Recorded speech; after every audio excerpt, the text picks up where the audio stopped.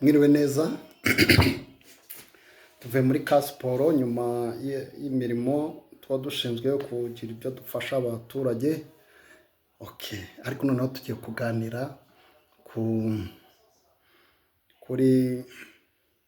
kuri filozofi ya Spinoza. Ikintu tuganira rero uyu munsi ni ukugaragaza umukozi w'Imana nyakuri, ibintu bimuranga, ibintu aba afite. Ngiye kubikubwira, nuzabimubonana ntazagucika, sibyo? Tugiye kureba umukozi w'Imana nyakuri. Nambaye isengeri, murabizi hari abirukaga muri iyi minsi n'amamodoka, kandi twakoze ibiganiro tubashima, ntabwo bitubangamiye. Ubwo rero natwe kugira ngo mutuyoboke twambaye isengeri itari iya siporo, ntabwo ari iya siporo, ubundi muba mutubona twambaye ibya siporo. Tugiye kubagaragariza umukozi w'Imana kugira ngo tumenye tuti umukozi w'Imana aba afite ibihe bimenyetso kugira ngo koko tumuyoboke. Ariko se wavuga umukozi w'Imana nyakuri cyangwa umuntu uguhuza n'Imana koko utaragaragaza Imana icyo ari cyo? Umugabo Baruch de Spinoza niwe washoboye kwerekana ko Imana wakerekana ko ibaho ugendeye ku bwenge. Abantu benshi b'amadini cyane cyane bagaragazaga yuko ibijyanye n'Imana biri ku rundi ruhande, biba bifite abantu babyo. Utaba ukora mu igaraje ngo umenye iby'Imana, ahubwo ugomba kuba uri umuntu washyizwe ku ruhande. Sacré, ibyo bita sacré, la vie sacrée, special. Sacré ni ukuvuga mise à part, ushyizwe ku ruhande, udasanzwe. Usanga hari igitabo cy'Imana, simbifite hano, mfitemo hano bibiri. Ugasanga ibindi bitabo biravuga ngo ku Mana, ariko iki ngiki Bibiliya ikaba ariyo yonyine yamenye iby'Imana cyangwa ibindi byihariye, sibyo? Ariko tugiye kuvuga umukozi w'Imana nyakuri. None se tuvuze ngo umukozi w'umuntu Kalisa, tuvuge niryo zina rijemo, umukozi wa Kalisa agomba kuba afite ibihe bimenyetso. Ubwo nitubanza tukavuga kuri Kalisa, reka dukoreshe iyo nzira turebe. Reka tuvuge kuri Kalisa, mu yandi magambo tuvuge Imana. Spinoza yerekanye ko Imana wayerekana kibaho ugendeye ku bwenge. Ugendeye ku bwenge, ugendeye ku bwenge. Yavuze, ubwo yafashe ikintu cya substance iri infini, substance iri infini. Yerekanye ko Imana ari substance iri infini, ikintu kiri infini. nk'uko afata inyanja idafite imbibi, sibyo? Inyanja idafite imbibi cyangwa ikiyaga kidafite imbibi, akitiyo Mana. Kubera ko igomba kuba iri perfect, igomba kuba nta kintu ibuze, ibiriho byose biyirimo. Niko yavuze. Tureke inyanja rero, dufate urundi rugero twafata ni igiti. Fata igiti cyose uzi. Aho ntuye mbona ibiti by'imyembe, ibiti by'avoka n'ibiti by'indabo. Muzi ko njya nkorera ahantu hari ibiti byiza bisanzwe. Fata igiti, reka dufate igiti cy'umwembe. Abantu benshi barakizi igiti cy'umwembe. Ukavuga uti Imana, tekereza ibyo bintu uko bishoboka gutyo, bitekereza mu mutwe. Mu gihe kizaza tuziga ibijyanye na visualization. Ugasa urugero, nk'iyo ndimo gukina basket cyangwa ndimo kwitoza, hari ibintu mba ntaramenya ariko ndimo kubyiga, nkora visualization, nkumva ko mu mutwe wanjye ibyo bintu bishoboka. Niba nkereye ikintu ko mu mutwe bishoboka, n'umubiri ushobora kubyiga. Urumva hakaba coherence, la coherence mu mutwe bikaba clear ko icyo kintu gishoboka, n'umubiri ukaza gukurikira nyuma. None reka tubanze turebe, wumve ko bishoboka ko habaho ikintu kimwe gusa nk'igiti wumva ukiyumvisha aricyo kimwe cyonyine kibaho cy'umwembe, hirya yacyo utabona icyatsi, utabona urutare, utabona amazi, utabona iki, ariko icyitwa ko kibaho ari cya giti gusa, ariyo Mana. Noneho wowe ukaba wibona nk'urubabi, wowe ubwawe urimo kunkurikira, wifate nk'ibabi rimwe, umuturanyi wawe ni irindi, itungo woroye ni irindi babi, niba hari umuterankunga wawe ni irindi babi, niba hari umuntu ukurwanya ni irindi babi, umuntu utazi ni irindi babi. Ni ukuvuga icyo ari cyo cyose ni uko kimeze. None se niba habaho igiti cyonyine twese tukaba turi amababi,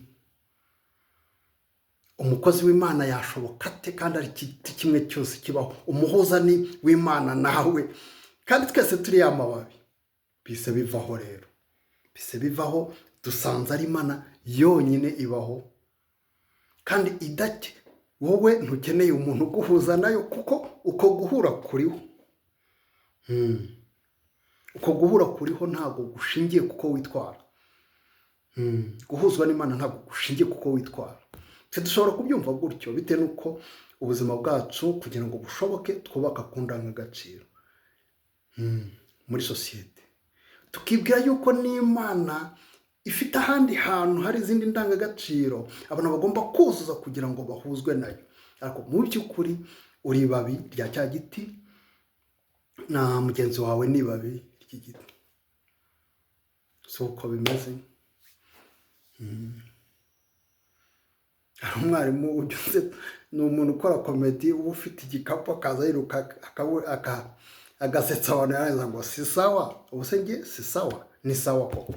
Tubivuze wenda tuganira duseka, ariko ni ibintu biri seriye bishobora guhindura ubuzima bwawe, kuko igihe ntari nzi ibi bintu byose ndashobora no kwiruka ku muntu wenda mufatamo kugira ngo ampuze n'Imana cyangwa ampuze n'ibyanjye.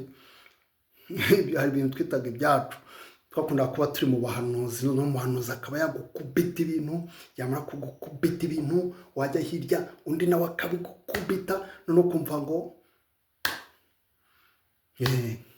wabyinjiyemo nyine, ugahora muri ibyo bintu uzi kuko uwo muntu arimo gukorana n'Imana.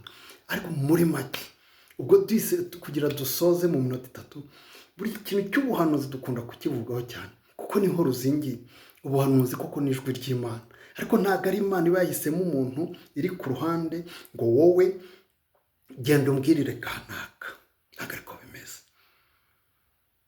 ntabwo ariko bimeze. Ahubwo ni ukuvuga ibabi rimwe kuko rihujwe n'igiti, kandi igiti n'irindi ariho riri rishobora kugira amakuru ku ruhande, kandi buri gihe ahubwo ayo makuru aba ahari. Buri gihe amakuru aba ahari.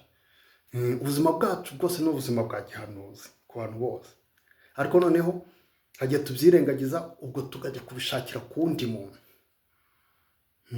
Ariko ni ubuzima bwa gihanuzi kuko turahujwe. Gihanuzi mvuga ni ubuzima bw'amakuru, kuko ayo makuru abasirikira. Amakuru y'ibabi rimwe abajya no mu rindi, no mu mizi hose. Niko ubuhanuzi buba bukora. Ariko noneho kuko turi ya mababi atimenya, riba rishobora gukeka yuko irindi babi ari ryo rihujwe n'Imana, rifite amakuru yaryo, kajya kubaza uti ese bimeze gute? Iyo umuntu rero agiye kumuhanuza, agiye kumubaza, cyangwa ku bapfumu batabeshya, ndavuga batabeshya bukuri, abahanuzi b'ukuri n'abapfumu b'ukuri, abo ngabo bakora gute? Ni ukureba nk'uko wajya mu bitaro ugaca muri sikaneri cyangwa ikindi cyuma kirebamo imbere, cyangwa ni nk'uko wajya imbere utazi gusoma ukamushyira igitabo ngo ngaho nsomera, agasoma akakubwira. Nuko biba bimeze, biba biri aho ngaho nyine. Twebwe rero twamenyereye yuko ibintu by'Imana biri kure yacu. Baruch de Spinoza wamfashije hano kandi wafashije abantu nka Einstein. Niba urimo kundeba ku mafoto ameze neza ukoresheje telefone cyangwa computer, umenya yuko ubuvumbuzi bwamuhesheje igihembo cyitiriwe Nobel. hari ibihembo byitiriwe Nobel bitangwa mu bisata byinshi bitandukanye. Icyo yabonye cyari ku bijyanye n'urumuri, yerekana ko rugizwe na photons cyangwa uduce tw'urumuri. Ariko umuntu buri gihe bakunda kumubaza ikibazo, ese ko kuri umuhanga werekana ibintu bya GPS, werekanye yuko ku isi nta kintu gishobora kwihuta kurusha urumuri, cyaba isasu ryaba iki, urumuri yarabyerekanye,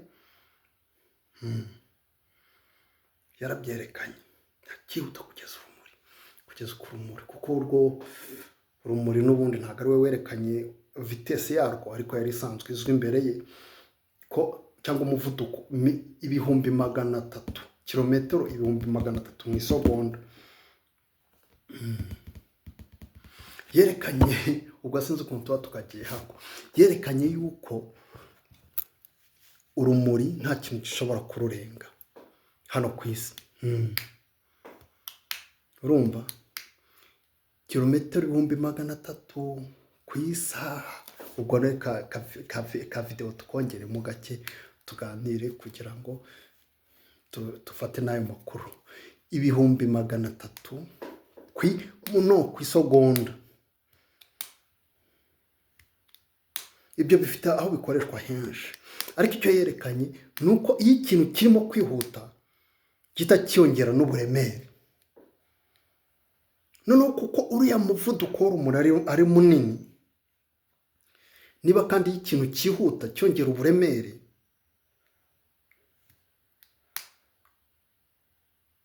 ikintu cyegereye kirimo kwegera umuvuduko w'urumuri cyasa nkaho kigize uburemere buremfini. Urumva ati ibintu byahinduka. Ubundi asa nkaho yerekana ko gihinduka energy. Ibyo ni ibintu twazajyamo, ntabwo ariyo topic y'uyu munsi. Ariko mu yandi magambo, wumve ko uwo muhanga utuma ushobora gukoresha GPS. Hano wenda mu giturage aho twibereye barakubwira ati ugiye kwa kanaka ukamenya ati ni kuri uriya musozi ugahita ujyayo, cyangwa mu bihugu bitarimo inyubako nyinshi cyangwa amazu menshi. GPS ntibayikoreshe ukagenda aho byanditse ukagenda ubisoma bikarangira. Ariko hari ahantu bigusaba gukoresha ama GPS, cyangwa biba biri no mu modoka z'abantu cyangwa motorcycles zabo. Uko biba bimeze rero, umenye yuko nk'uko twavugaga umuvuduko, noneho ikindi umuvuduko w'ibyogajuru biba biri mu kirere utuma time yaho itagenda kimwe n'iyo hasi, itagenda kimwe n'iyo hasi. Ubwo rero udakoresheje imibare Einstein yerekanye, wasanga GPS ntabwo yajya igenda neza, amakuru aturutse hejuru kugira ngo yerekane korodone zo hasi byaba ari ikibazo. Ntabwo tubigenda. Umuntu nk'uwo umuntu nk'uwo baramubazaga bati se wizera Imana? Nawe ni umuyahudi nka Spinoza. Se wizera Imana? Ati oya. Yavuga ati njye nemera Imana nka Spinoza, Imana igaragarira mu biriho byose, dans l'harmonie de tout ce qui existe, mu bintu byose bibaho. Mu bintu byose bibaho, dans l'harmonie de tout ce qui existe. Ngo Imana idahana, Imana idahemba. Ntabwo yabagaho ubuzima bujugunyanze. Na Spinoza ntabwo yabagaho ubuzima bujugunyanze. Spinoza n'inshuti, usibye n'abantu bamuhaga akazi akakanga, akikorera ibyo yahisemo gukora ibirahure byo gukora muri microscope cyangwa muri telescope izireba kure. Ibikoresho bireba kure, nko kureba ibintu bitakiriho byabagaho. Telescope nayo yakwereka ikintu kitakiriho ariko cyabagaho cya kera. birashoboka. Birashoboka. Biroroshye, tuzabisobanura, ariko biranoroshye kuko ni ukureba genda ikusanya urumuri cyagiye gisigara mu nzira. Niba ari nk'ikintu kimaze imyaka 5 kitakiriho, ariko hari urumuri cyasize mu nzira rugenda, telescope irarukurura. Irarukurura. Ntabwo ariyo topic.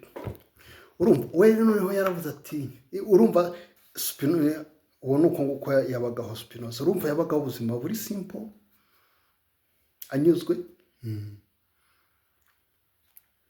kandi akerekana ibyishimo mu buzima bwe. Noneho Einstein baramubazaga, ese wizera Imana? Ati yego.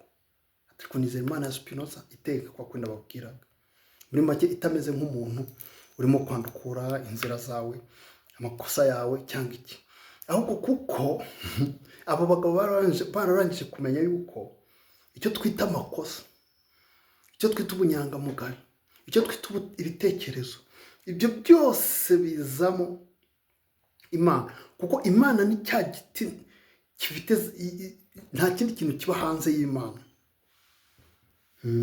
Nta kindi kintu kiba hanze y'Imana.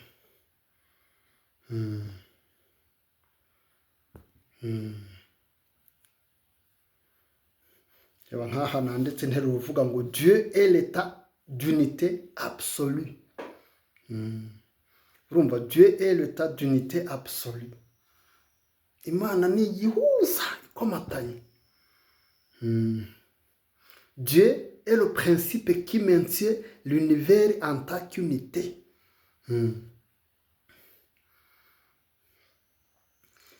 God keeps the universe as a unity. La somme de toute connaissance, de tout pouvoir et de toute vie. Ni igitekerezo, igiteranyo cy'ubuzima bwose. Ubuzima bwose wabaho cyangwa bubamo, bwabo buri mu kintu kimwe ari cyo Mana.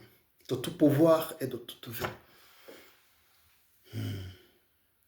Murakoze rero uko twumvikanye uyu munsi ko Imana ko ariyo yonyine ibaho kandi nta kindi kintu kiri hanze yayo.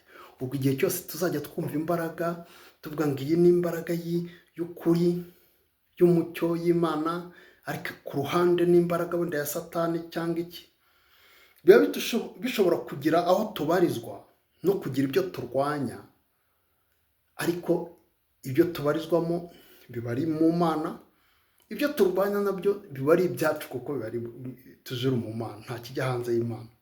Ikiriho rero ni ukureba ko tubaho ubuzima buri aligned with what we are. Icyo navuga rero kugira ngo tube aligné nk'umuntu mu buzima, hari ahantu twavuze hano ngo l'amour est la vibration ultime, donc l'amour est la vibration ultime et la clé y'urufunguzo de tout alignement. Urumva urukundo niki? Niyo vibration, kuko twabonye ko ibintu byose ari energy cyangwa ari imbaraga zitambuka kugira ngo ubeho uringaniye neza, urangwa n'urukundo. Ariko rutari itegeko, ntabwo urukundo ari itegeko ry'Imana.